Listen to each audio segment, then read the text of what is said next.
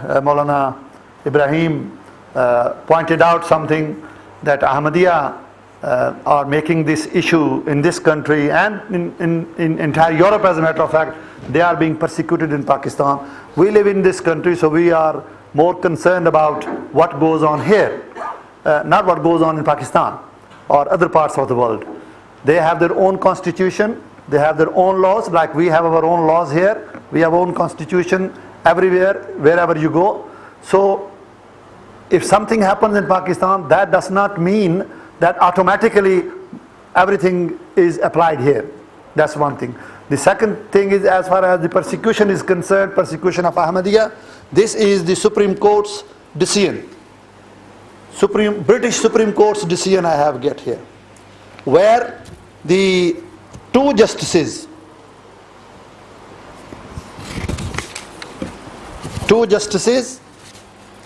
made the decision. One of them was Lord Justice Tomlinson. So he has also been part of this decision. So may I say something to you, that he said categorically, it was government's case against one Ahmadiyya who had put appeal in the Supreme Court. So it was said that the guy who appealed against the decision of the Home Office, it was said that he had managed to live a pretty peaceful life in Pakistan, working as a police constable and having some non-Ahmadis among his close friends. So sometimes for this political asylum purpose, the case is presented in such a way by the Ahmadiyyas and their solicitors that it is put in such a way that probably the Ahmadis are being persecuted, their life is in danger and their life is in threat, and they have no right in that country. This is how they portray, my dear brothers, to demonize the country, the state of Pakistan, and the religion of Pakistan, and the scholars of Pakistan, my dear brothers.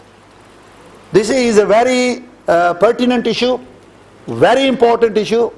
This is why we are holding, this is the first English conference, inshallah. We'll hold these types of conferences in Sheffield, in Bradford, in Leicester, in Birmingham.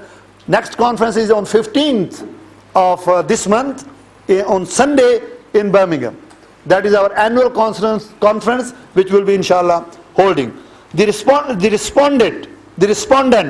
it is in that decision, rejected his claim for asylum. This is what the judges say.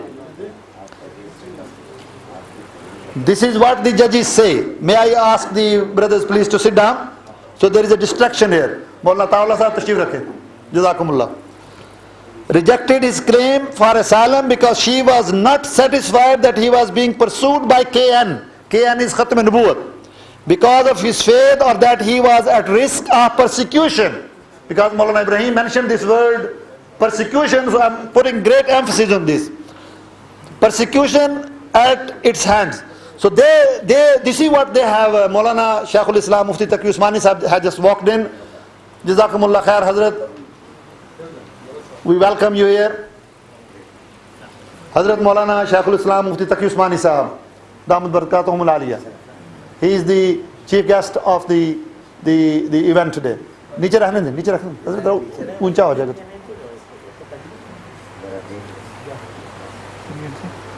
पानी देते हैं हज़रत को, बोलते हैं जी. हज़रत का interview आपको करवाएंगे इंशाल्लाह. 2-4 मिनट दे दें इंशाल्लाह. मीडिया हज़रत ज़रा मुफ्ती साहब से बात कर लें. वो मीडिया का जो इंटरव्यू है थोड़ी देर के बाद इंशाल्लाह वो इंटरव्यू हो जाएगा, करवा देंगे इंशाल्लाह. Please pay attention. Hazrat, we were talking about, Maulana Ibrahim mentioned about the persecution of Ahmadiyyas in Pakistan, because this is what they claim, not only in this country but in Europe and America as well. So I have brought a judgment which has been delivered by the Supreme Court of this country, where they have rejected the appeal of one of the Ahmadiyyas at the Supreme Court.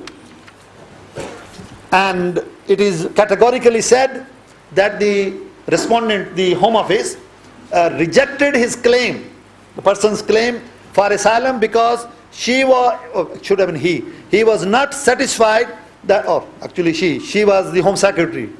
She was not satisfied that he was being pursued by Khatm Nubuwwat because of his faith, or that he was at risk of persecution at the hands of Khatm Nubuwwat.